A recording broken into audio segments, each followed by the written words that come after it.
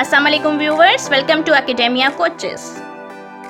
मेरा आज का जो लेक्चर है वो है अबाउट बेसिक बायोलॉजी और फर्स्ट लेक्चर है बेसिक बायोलॉजी का, that is about introduction to biology. What does the term biology means? Biology का मतलब क्या होता है? ये तो पता है, बायोलॉजी इज ए साइंस, लेकिन बायोलॉजी का मीनिंग क्या है और ये कहाँ से डिराइव हुई है, इस टर्म को कैसे डिराइव किया गया? So the biology is derived from Greek words bios and logos. Bios mean life or logos mean study. So in general terms, the study of life is known as biology.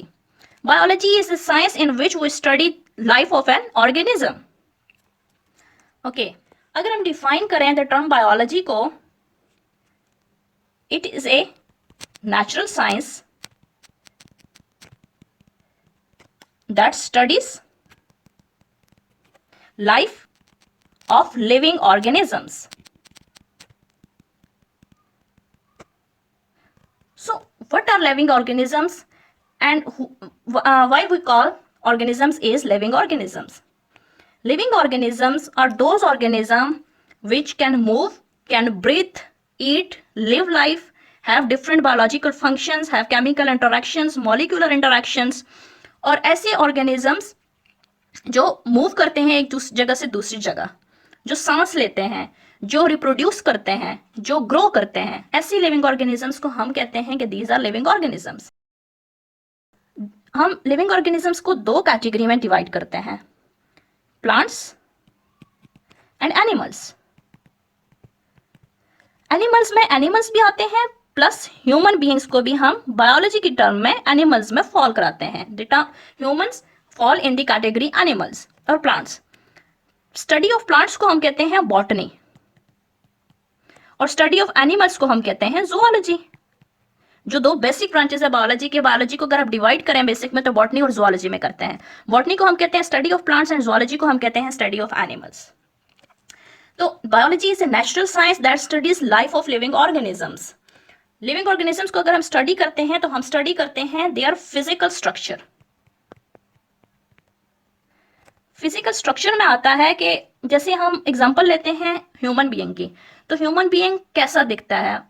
That is fat, thin, thick, smart.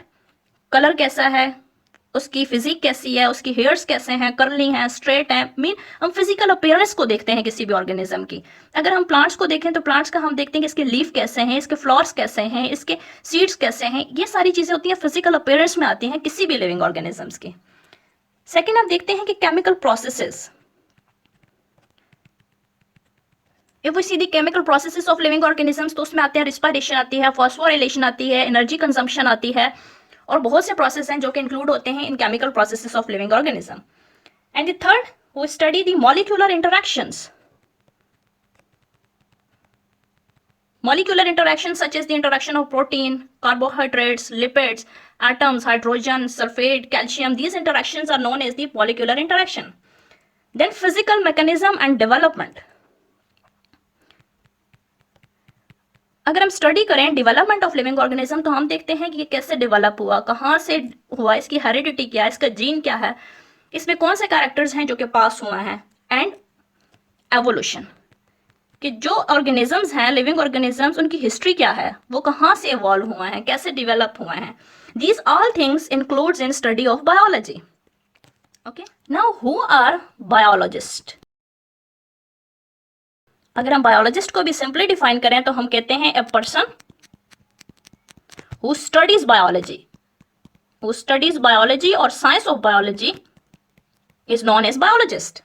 Simple words में हम यही कह सकते हैं, biologist वो होता है जिसने स्टडी करते हैं बायोलॉजी को। और अगर हम इसे डिफाइन करें तो बायोलॉजी और biologist study the structure, function, growth, origin, evolution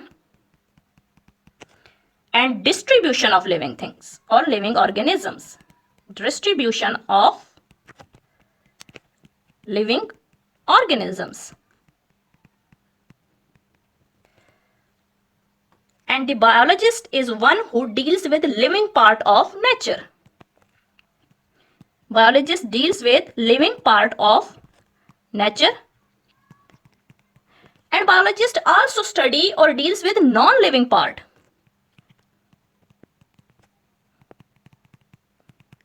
And this non-living part affect the living organisms or living part in any way. For example अगर हम स्टडी करते हैं, मॉलिक्यूलर स्टडी करते हैं, हम प्रोटीन के स्ट्रक्चर को स्टडी करते हैं, कार्बोहाइड्रेट्स को स्टडी करते हैं, लिपिड्स को स्टडी करते हैं, एटम्स को करते हैं, एटॉमिक इंटरेक्शन को करते हैं, बॉन्ड्स को करते हैं, डिफरेंट बॉन्ड एग्जिस्ट करते हैं, जैसे आयनिक बॉन्ड है, कोवेलेंट बॉन्ड है, ये सारी की स्टडी नॉन लिविंग स्टडी है. लेकिन जिस तरह प्रोटीन सिंथेसिस है, structure of protein, lipid, carbohydrates, ये सारे अफेक्ट करते हैं लिविंग पार्ट्स को, लिविंग थिंग्स को, लिविंग ऑर्गेनिजम्स को, क्योंकि protein, carbohydrate, lipids, atoms, molecular interaction ये सारे इंपॉर्टेंट है for the maintenance of life. Life in सारी चीजों के साथ चल रही होती है, इसीलिए बायोलॉजिस्ट दोनों चीजों को स्टडी करते हैं, लिविंग पार्ट और non living part of nature, and this all things called is biology. Okay, after defining biology, science of biology, biologist, now what are living organisms? The living organisms are highly organized and complex structures. और living organisms such as plants and animals को मैंने कहा हम include करते हैं, animals, plants, humans include होते हैं living organisms. उनका हाईली ऑर्गेनाइज स्ट्रक्चर होता है. अब देखें तो प्लांट है, उसका एक कंप्लीट स्ट्रक्चर होता है, एनिमल का, ह्यूमन का बिल्कुल ऑर्गेनाइज होते हैं इन अ सीक्वेंस, और एवरी प्रोसेस जो होता है वो कैरिड आउट होता है इन प्रॉपर वे. ओके, फिर हम कहते हैं कि वो कॉम्प्लेक्स स्ट्रक्चर्स होते हैं. And living organisms are composed of cells, one or more cells. Cells जो होते हैं वो बेसिक यूनिट है लाइफ का. सेल्स आती है बेसिक यूनिट ऑफ लाइफ. जो भी ऑर्गेनिज्म होता है, प्लांट्स को देखो तो उसमें भी बहुत से सेल्स होते हैं, उससे बना होता है. एनिमल्स को देखें तो वो भी composed of many cells. Human also composed of many cells. देखा जाए तो ह्यूमन सेल्स जो होते हैं, the number of human cells are 40 trillion cells in human. About approximately 40 trillion cells are present in human body. From 80 trillion cells, 40 trillion cells, sorry, not 80, 40 trillion cells, 80 billions are present in brain of humans. 80 billions होते हैं वो brain में present होते हैं. Okay, अब मैंने बताया कि लिविंग ऑर्गेनिजम्स होते क्या हैं. ऑर्गेनाइज्ड और कॉम्प्लेक्स स्ट्रक्चर्स हैं जो कंपोज होते हैं वन और मोर सेल्स से. अब मैं आपको बताती हूँ उनके फंक्शंस क्या होते हैं. What are the functions of living things और लिविंग ऑर्गेनिजम्स. फर्स्ट हमने कहा कि the living organisms contain genetic program, genes, alleles, DNA, RNA. ये सारी चीजें मैं आपको वन बाय वन अपने नेक्स्ट लेक्चर में बताऊंगी. And the living organisms can acquire and use energy, can acquire and use energy. They can carry out chemical reactions. Living organisms can carry out chemical reactions. And other characteristic of living organisms are they grow in size and produce offsprings.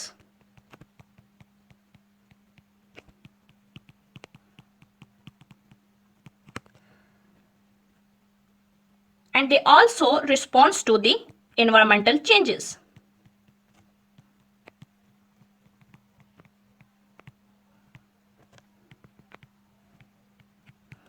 First मैंने आपको character बताया, characteristic जो है living organisms का, they contain genetic programs. Genes होती हैं, genetic code होता है, और जेनेटिक इन्फॉर्मेशन और हेरिडिटी होती है जो कि पास होती है from one organism to other to next organism, जो जनरेशन टू जनरेशन पास होती है. जेनेटिक कोड होता है, डीएनए होते हैं, आरएनए होते हैं, डीएनए से आरएनए बनता है, आरएनए से प्रोटीन्स बनती हैं, प्रोटीन्स फिर डिफरेंट फंक्शन परफॉर्म करती हैं. ये पूरा प्रोसेस होता है, और जेनेटिक प्रोग्राम्स होते हैं जो प्रेजेंट होते हैं each and every living organisms. And then living organisms acquire and use energy. Energy को वो यूज करते हैं एज ए सोर्स.